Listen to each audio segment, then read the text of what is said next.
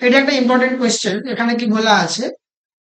এখানে বলা আছে যে the electric potential for an electric field directed parallel to x, right, axis is shown in the figure. Okay, so এখানে v versus x graph দেওয়া আছে, right?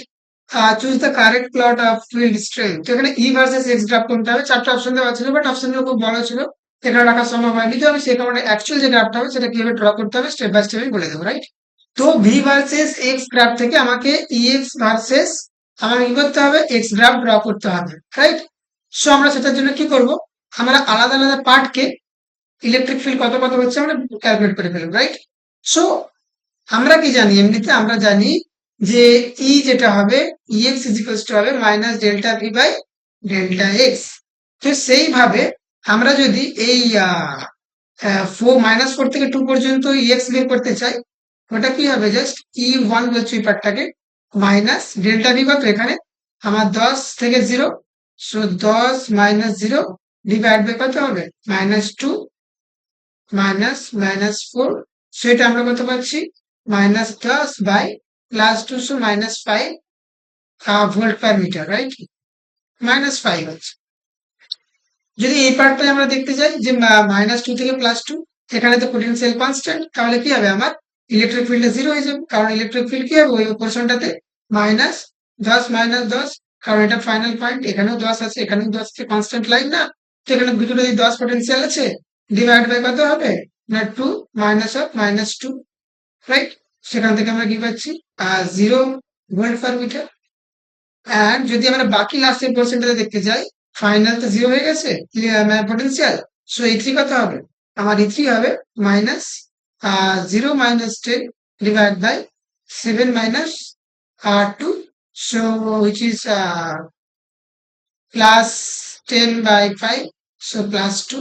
So আমরা যদি অ্যাকচুয়ালি এখানে পোটেনশিয়াল গ্রাফটা ড্র করি, এই ইলেকট্রিক ফিল্ড গ্রাফটা ড্র করি, কেমন আসবে?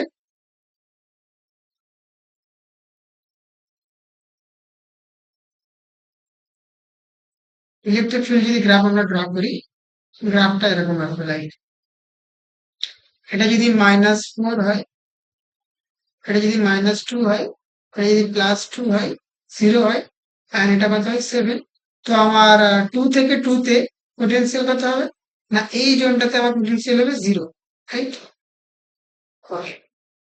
মাইনাস 4 থেকে -2 পর্যন্ত আমার -5 আসবে, রাইট? সো এইরকম হবে, এটা কত? -5। আর 2 থেকে +7 পর্যন্ত কত হবে? 2 থেকে 7 পর্যন্ত আমার +2 হচ্ছে, রাইট? সো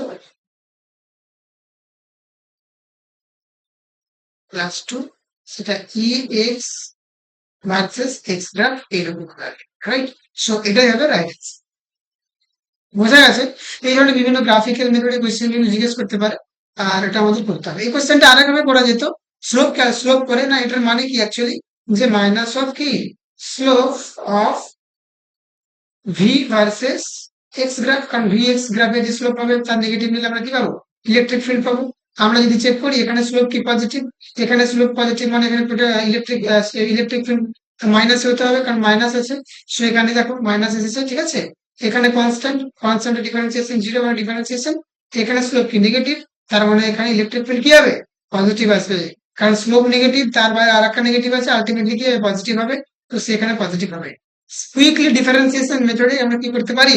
গ্রাফের নেচার ক্যালকুলেট করতে পারি, এবং এক্সাক্ট এটার জন্য আমাকে তখন গ্রেডিয়েন্ট ক্যালকুলেশন করতে হবে বা রেট ক্যালকুলেশন করতে হবে। কিন্তু আমরা যদি অ্যাকচুয়াল গ্রাফ এমনিতে অ্যানালাইসিস করতে চাই, slope calculation, slope check check করে আমরা কি বলতে পারি? না সেটার গ্রাফটা কেমন হবে সেটা ডিটারমাইন করতে পারি, রাইট? বোঝা গেছে? ওকে।